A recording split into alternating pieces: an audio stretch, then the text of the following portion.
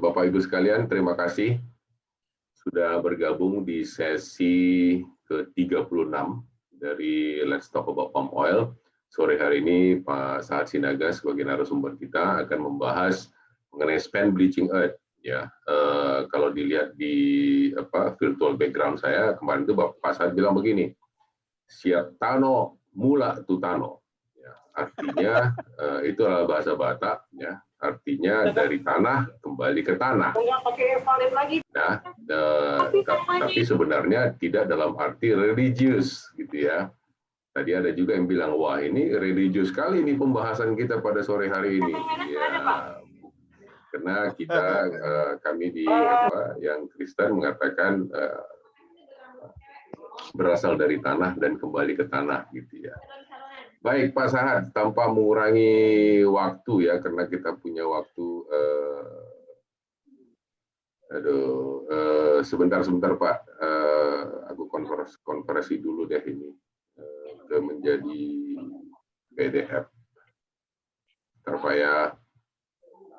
Oke, kita berapa orang banyaknya ini Pak Togar? Registrasi sekitar 140. Ini kita sudah ada 80 yang ikut. Silakan Pak. Baiklah, terima kasih Pak Togar atas waktunya ini. Memang Pak Togar meminta supaya kita dari GIMNI memberikan keterangan ke masyarakat yang concern terhadap perubahan SBE di PP 101 2014 dan PP 22 2012. Nah, presentasi ini saya bagi dalam 4 supaya dengan tujuan masyarakat yang belum memahami bisa mengerti betul apa yang sedang berkembang tentang PP ini. Kedengaran nggak, Bang? Ya, silakan Pak. Oke, terus next. Next, Pak Togar, halaman berikutnya. Oke. Pertama saya mau menyampaikan itu sekilas tentang PP 101 yang 2014. Siapa tahu ada di antara bapak-bapak dan ibu yang belum mengetahui detailnya. Jadi di PP 101 itu ada 793 jenis bahan yang masuk limbah B3. Terus saya coba pelajari ya. Di Jepang itu cuma 420. Kemudian saya lihat di India yang lebih besar 685. Nah, di Indonesia memang hebat 793. Tentunya bahwa itu oke, masing-masing negara mempunyai pandangan masing-masing. Jadi itu bukan bermasalah karena PP ini sudah regulasi, bagaimanapun kita harus mengikuti. Di penjelasan PP 101 itu jelas sebetulnya harus ada kegiatan reuse, recycle, sama recovery. Ya. Kalau reuse itu tanpa melalui proses, kalau di recycle ada proses tambahan, recovery itu dengan proses kimia. Nah, SB kita itu dalam perhitungan yang saya ambil itu memang sekarang itu antara 20-28%. Tapi kalau sampai 28% berarti filter pressnya ataupun bleaching prosesnya itu di Niagara filternya enggak betul, perlu perbaikan lah. Kalau saya pikir kalau di proses pengalaman saya waktu tahun 78 bekerja di refinery itu 20% itu bos kita udah marah-marah. Oke. Kemudian ada juga udah dicoba di blending dengan pupuk. Itu di Universitas Gadjah Mada, publikasinya waktu itu saya nggak tahu persis, saya kira berhasil. Cuma karena mereka adalah perusahaan, mereka tidak membuat publikasi secara ilmiah. Kemudian ada juga SB itu dipakai sebagai aluminium di rotary kiln pabrik semen. Persoalannya adalah karena ada minyak, maka dia berasap di atas sehingga emisinya besar maka pemakaian spent bleaching earth untuk di rotary kiln di industri semen itu tertunda. Oke, next Pak.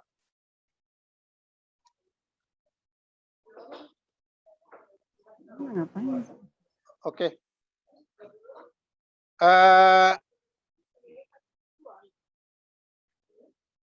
Kemudian di bab 7 di PP itu limbah B3 secara langsung dikatakan bahwa SBY sebagai substitusi bahan baku pasir dan lain-lain, waktu kita coba di lapangan as such kita pakai itu ya paling bisa kita pakai 15% karena kandungan minyaknya besar.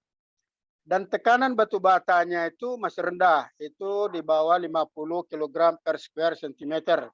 Jadi masih di bawah SNI, maka tidak bisa dipakai. Kemudian secara langsung dimanfaatkan juga tak berhasil baik sebagai sumber energi, bahan baku, dan lain-lain. Jadi kita udah coba di GIMNI, mencoba berbagai macam. Kalau spent bleaching earth kita pakai langsung, yang bisa menghasilkan SNI, produk yang dihasilkan, maka dia tidak masuk kategori limbah B3. Itu kita coba. Di bab 8 ada guidance ya, supaya dilakukan pemanfaatan tidak langsung. Ada 3 cara, yaitu thermal, stabilisasi. Tadi thermal kita sudah bicarakan, di rotary kiln yang muncul itu adalah asap. Stabilisasi, solidifikasi, ini kita tidak pernah coba. Cara lain sesuai dengan perkembangan. Nah, ini kita bicarakan dengan perindustrian. Waktu itu dirjennya Pak Pangga. Kemudian kami coba lantas membicarakannya, kemudian Kementerian Perindustrian membuat surat ke Dirjen PSLB 3 bahwa spent bleaching earth itu sangat memberikan manfaat bila dipakai dengan solvent extraction. Nah, ini pun kami pergi ke Malaysia melihat bagaimana mereka lakukan. Dan ternyata memang bisa bagus. Oke, next. Jadi dilihat dari situ, sebetulnya apa yang dilakukan oleh Malaysia itu sama dengan Sustainable Development Goals yang di 17 SDGs yang dicanangkan oleh United Nations. Jadi mereka melakukan hal yang bagus lah. Ya. Kita lihat itu, wah sangat bagus sekali. Oke, next. Terus Pak. Ya.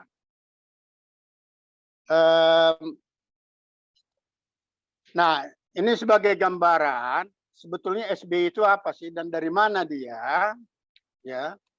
Ini asalnya spent bleaching earth itu dari dari pegunungan ini. Ya. Di pegunungan itu saya lihat catatan saya kemana tadi.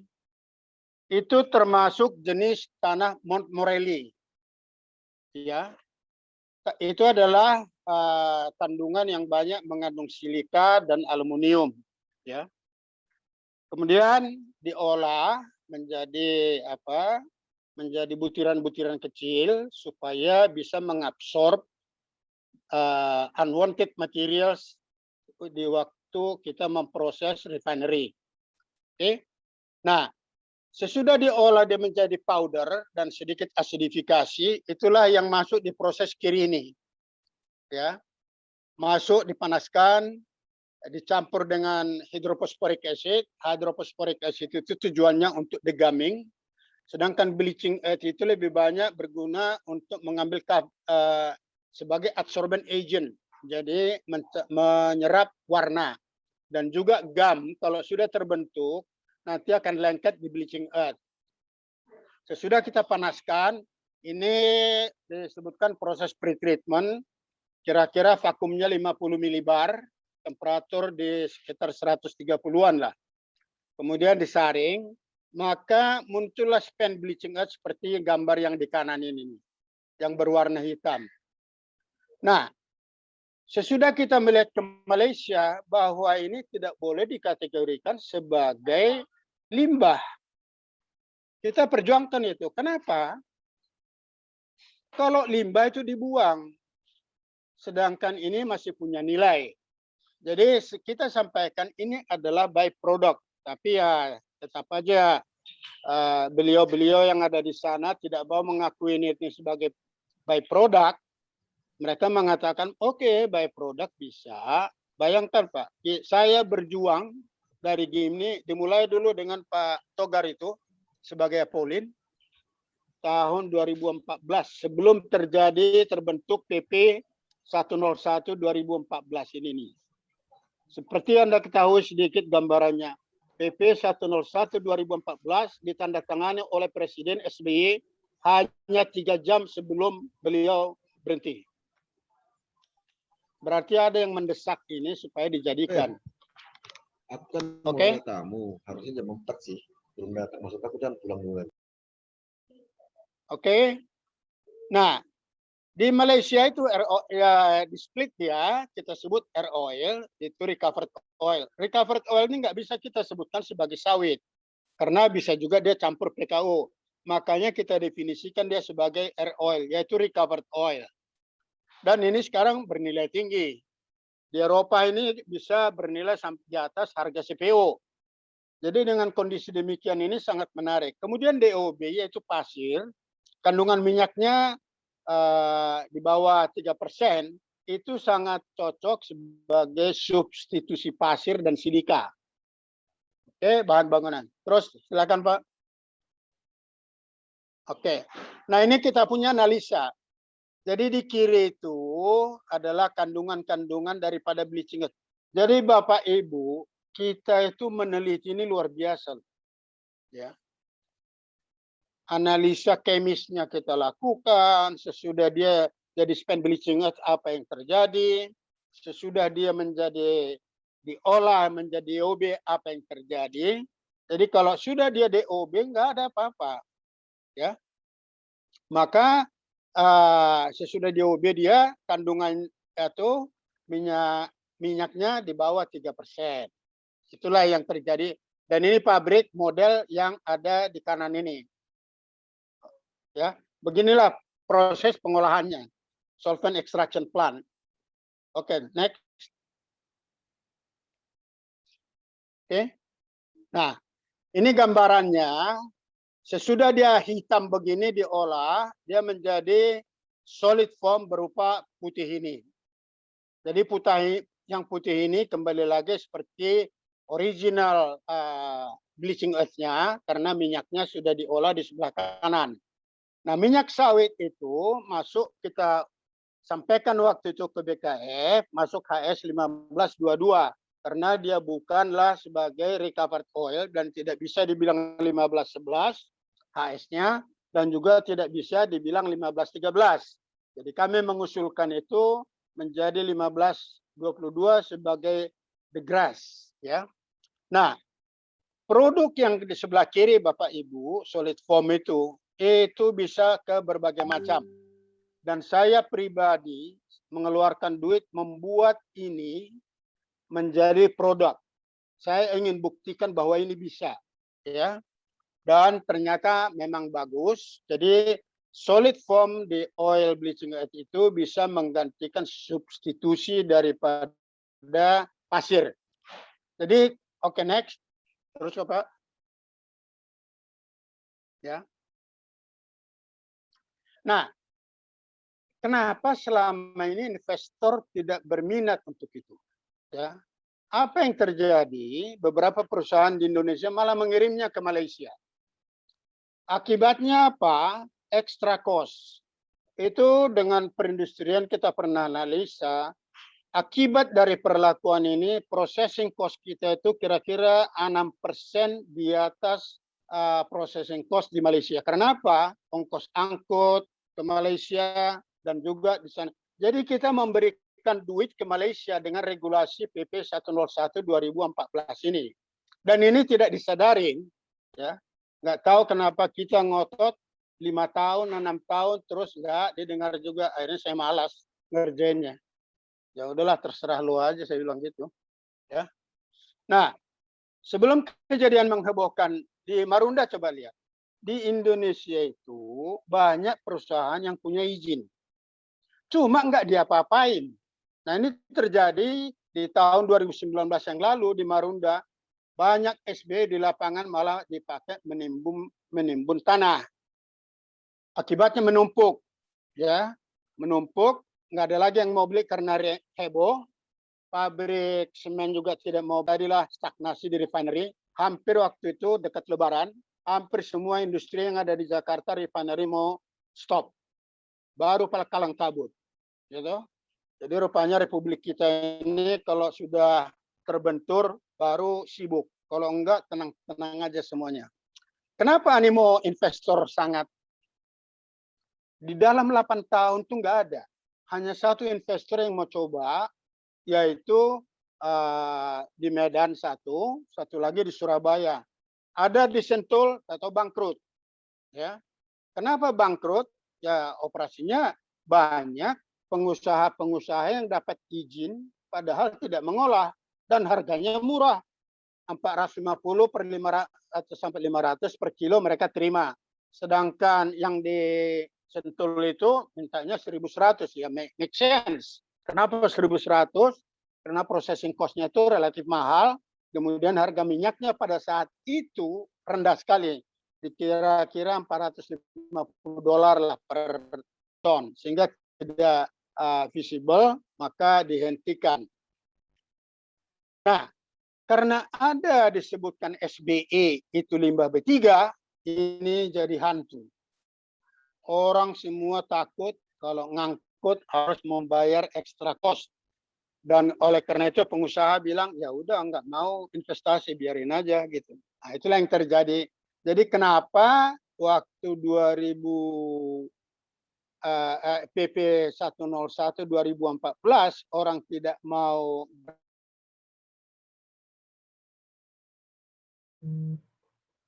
Pak Sahat ngedrop. Harus unmute Pak Sahat, itu mute. Nggak, Pak Sahatnya ngedrop. Ya ini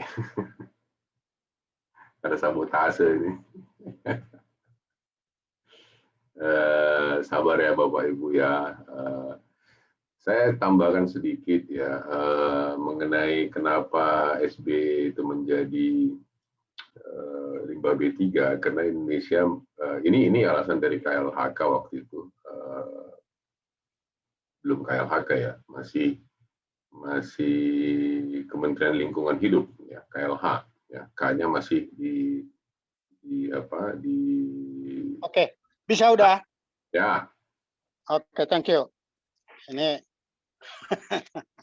ada apa gerangan? Oke.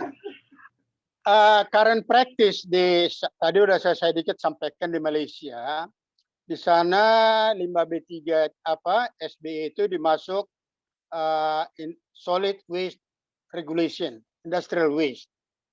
Jadi orang tidak takut mengangkutnya. Memang logikanya coba ya.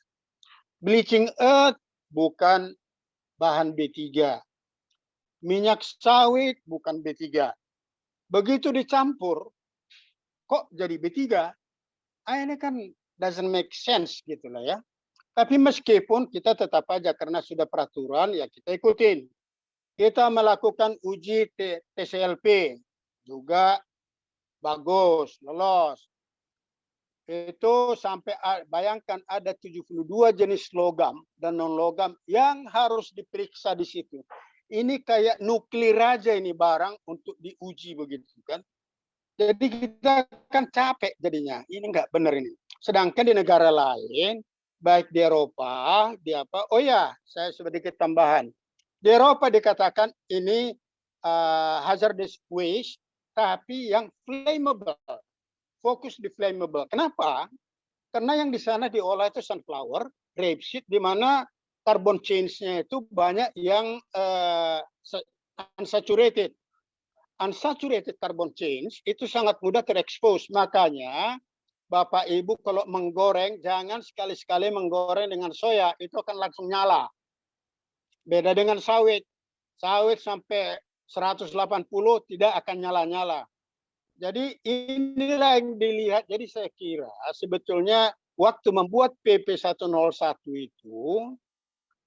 itu pada nggak ngerti, hanya ada advisor dari Eropa, ini bikin, langsung kita bikin. Padahal kita nggak tahu sebetulnya apa yang kita bikin. Ya, oke. Nah, akhirnya kita timbul pertanyaan. Lah ini dituduh sama dengan seorang pencuri. Kita sampaikan ke KLHK. Kalau kita dituduh mencuri, buktikan bahwa kita mencuri. Oh enggak, kalian harus membuktikan bahwa kalian tidak mencuri. Ini kan aneh. Ya, jadi saya bilang ini bagaimana sih? Oke, begitulah kondisinya sampai tahun berapa tahun. Oke, next Pak. Oke, karya. Jadi peraturan Presiden 22.201 itu menurut saya sangat mendorong investasi. Saya kira kalau saya mengatakan Presiden kita ini jeli. Ya. Sebetulnya PP 101 2014 dengan PP 22 2021 itu tidak ada bedanya. Kalau ada yang mengatakan itu beda, bisa berdebat ke saya dan siapa yang kalah dia bayar 1 miliar. Nggak ada bedanya. Cuma bahasanya lebih elegan. Ya, di PP 22201 men, yuk limbah B3 yuk keluarkan. Kami bilang itu tidak masuk non B3 dengan catatan kandungan minyaknya di bawah 3%. Nah, inilah yang mendorong sekarang berlomba-lomba orang untuk mengolah sendiri. Ya. Teknologi solvent extraction sudah ada sampai kapasitas 20 ton per hari, 8 ton, 20 ton per hari pun sudah ada. Jadi kalau refinery-nya kapasitasnya 600 ton, itu udah bisa bikin sendiri. Ya. Tak perlu ribet lagi bawa SB dengan jarak jauh dari refinery. Bikin sendiri aja. Nah sekarang refinery berjumlah 92 unit. Menurut hemat saya, dalam tempo 2021 sampai 2023 ini, itu akan bisa investasi berkisar 1,5 sampai 1,8 triliun, Pak. Oke. Oke, terus Pak. Togar.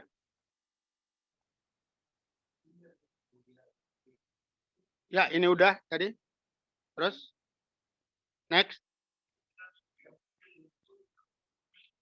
Halaman berikutnya, ini nih. Saya hitung di tahun 2019 ini Bapak Ibu, kita perlukan 20 unit. Nah, sesudah 2019 ke 2021 itu ada pertambahan. Jadi, hampir 90% minyak kita itu kita olah. Harus di-refine. Yang kita ekspor barangkali berupa crude oil itu hanya 10-15%. Jadi disinilah kelihatan bagaimana di sini dalam perhitungan kita itu 84% minyak itu kita olah semuanya. Jadi memerlukan 20 unit dengan investasi 1,5 sampai 1,8 triliun. Terus next Pak. Halo. Terus Pak, inilah zona-zona, ada 9 zona kita produksi. Di 9 zona inilah kita akan investasi solvent extraction plant. Jadi saya lihat itu, ini sangat membantu sekali. Saya bikin perhitungan waktu itu. Dengan demikian, apalagi sekarang harga minyak di level 8.000, kalau ini dipasang oleh misalnya PT yang kecil-kecil lah, kalau PT yang besar mah pasti jalan lah dia kan. Seperti PT yang di Asahan, kapasitas 600 ton dan lain-lain. Mereka bisa menghemat production cost mereka lebih rendah 2%. Karena apa? Mereka dapat gain dari penjualan air oil. Nah, itu. Kemudian yang saya suggest, terus Pak, next Pak. Oke, kok hilang ini ya? Harusnya ada ini. Kami dari Gimni dan Industri Hilir Kelapa Sawit mengucapkan terima kasih banyak kepada Bapak Presiden Jokowi atas kejelian Bapak melihat pengembangan industri hilir kelapa sawit, sekaligus perbaikan usaha dan memperluas usaha bagi masyarakat kecil. Nah, ini saya sebutkan masyarakat kecil. Kenapa? Nah, itulah rahasianya. Jadi kalau industri-industri refinery mau perlu mendapatkan advice bagaimana supaya masyarakat kecil di sekitar itu bersukacita, tanyalah ahlinya ke Pak Sahat Sinaga gitu. Saya kira itu Pak Togar. Kalau bisa sedikit tolong lewatkan lagi terus Pak, terus next. Saya berikan ada ilustrasi, tolong Pak. Nah, Halaman, oke. Ya. ini. Ini. Ya. Saya melihat refinery 90 unit. Jadi manfaat langsung PP 2201. Itu berguna sekali bagi refineries dan masyarakat sekitar. Ya. Contoh saya bikin model ya. Kalau kapasitas Anda 600 ton, mereka ini akan menghasilkan dengan 310 hari per tahun 186.000 ton RBD olein diolah. Itu memerlukan solvent extraction yang 20, outputnya 465 ton air oil dan 2.297 ton pasir, maka Anda akan memperoleh 983 juta pengolahan 983 juta per tahun. Tapi dari 987 juta itu Anda akan memperoleh 3,1 miliar. Itu yang kuning di bawah ini nih, lihat. Ya. Jadi saya harapkan kepada Bapak-bapak refinery, kawan-kawan semua, tolong di sekitar Anda, cepat aja investasi. Ini menguntungkan. Ya, biaya Anda saya jamin akan turun sekitar 2-3% daripada existing processing cost. Harga pokok ya. Nah, kemudian kita bisa memberikan bantuan kepada UKM di sekitar. Saya sudah mempelajari, mereka bisa memproduksi namanya Hebel, cellular lightweight lightweight concrete.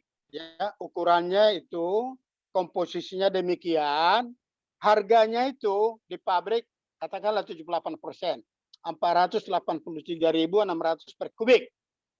Nah, dengan itu ya UKM yang kita kembangkan di sekitar itu akan memperoleh revenue 3,2 miliar dengan kapasitas yang 2.000 tadi.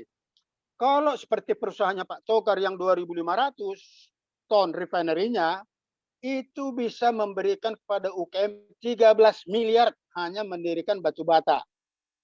Nah, itulah saya bilang, di mana kejelian Pak Presiden kita ini, dan juga pengusaha-pengusaha kita sangat bergairah. Karena apa?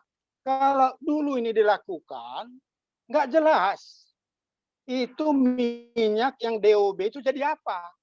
Itu menjadi pertanyaan dan itu menjadi bahan multi tafsir sehingga orang malas bikin. Nah, dengan PP 22201, kalau itu di bawah 3% itu non B3. Jadi itulah yang saya pikir ini Bapak Presiden kita dan juga Kemenko, terima kasih juga karena Kemenko sangat aktif mendorong ini. Jadi sebetulnya Pak Togar singkatnya adalah yang dipermasalahkan itu selama ini PP 101 2014 itu melihat persoalan ini seperti ibarat botol setengah berisi. Pak Jokowi bilang, ini sama aja barangnya, tapi ini setengah berisi, bukan tadi setengah kosong. Ini setengah berisi. Jadi lebih positif melihatnya itu sehingga kita bisa mengembangkan diri. Jadi saya yakin dengan adanya ini, processing cost, production cost kita akan sama dengan Malaysia, bahkan kita lebih baik karena refinery di Indonesia lebih modern dan kapasitasnya lebih tinggi. Demikian Pak Togar, kalau ada pertanyaan-pertanyaan, saya dengan sukacita akan menjawabnya. Terima kasih. Terima kasih Pak Saad. Oh, satu lagi, ada lagi satu belakangnya ya. Satu lagi Pak. Apa lagi? Satu lagi? Halaman berikutnya. Masih ada? Satu lagi masih ada. Oh, Ini. Ada Pak Saad dengan Inilah saya. Pak Jokowi ya? Pak Jokowi ini 13 Oktober 2005. Saya sampaikan ke beliau, ini harus dirubah Pak. Waktu itu masih ada Pak Teten Mas Duki di sebelah kanan. Ya. Tapi materi yang kita sampaikan waktu itu tidak begitu didengar. Tapi baru sekarang, ini produk di bawah itu adalah contoh-contoh produk yang bisa dihasilkan dari DOB. Nah, teknologinya bisa dikontak Universitas Mercubuana. Jadi kalau para refinery kawan-kawan mau teknologi, kalau bayar mahal ke Mercubuana, kalau bayar murah ke Saad bisa. Untuk membuat yang di samping. Kita DMSI siap membangunnya. Terima kasih Pak Togar. Ya, udah Pak ya. Ya. Baik, teman-teman semua, Bapak Ibu sekalian. Ya, jadi waktu itu Kementerian Lingkungan Hidup itu mengacu kepada Basel Convention. Dan sampai sekarang juga masih Basel Convention. Salah satu item dari Basel Convention itu adalah limbah yang dihasilkan dalam jumlah banyak, maka itu dikategorikan sebagai berbahaya. Jadi itu yang dianut oleh KLH sampai waktu itu dan kemudian terjadi perubahannya sekarang di PP nomor 22. Nah, kalau cerita masalah pertemuan tadi itu ya bisa dilihat Pak Saleh Husin ada di sana gitu ya. Jadi ada satu waktu kami berkunjung bersama dengan Pak Saleh Husin ke Rotterdam di Belanda, mengunjungi salah satu pabrik refinery. Di antara semua orang yang ada di sana itu saya tanya langsung kepada, termasuk di depan Pak Saleh Husin, excuse me, what are you going to do? Is the spent bleaching earth in Netherlands is considered as hazardous waste or not? Dan Pak Saleh Husin, Pak Menteri waktu itu langsung mendengarkan bahwa tidak, ya, B3 SBE tidak dimasukkan dalam limbah B3 di Eropa. Jadi itu, tapi ya lagi-lagi itu dari 2015-an ya, butuh waktu yang sangat panjang ya, akhirnya bahwa ini didengar. Ya. Mungkin juga karena belum ada apa istilahnya cara untuk merevisi PP 101 sampai dengan adanya Omnibus Law. Ini semua sudah disimpan mungkin oleh teman-teman di KLHK ya, dan akan diluncurkan jika ada permintaan untuk revisi, dan revisi itulah yang dilakukan pada saat ini. Jadi Bapak Ibu sekalian, saya buka termin untuk bertanya dari kalau boleh dari chat. Saya ada Pak Ridwan dan juga Pak Joni dan Pak Suheri. Silakan Pak, siapa yang mau duluan?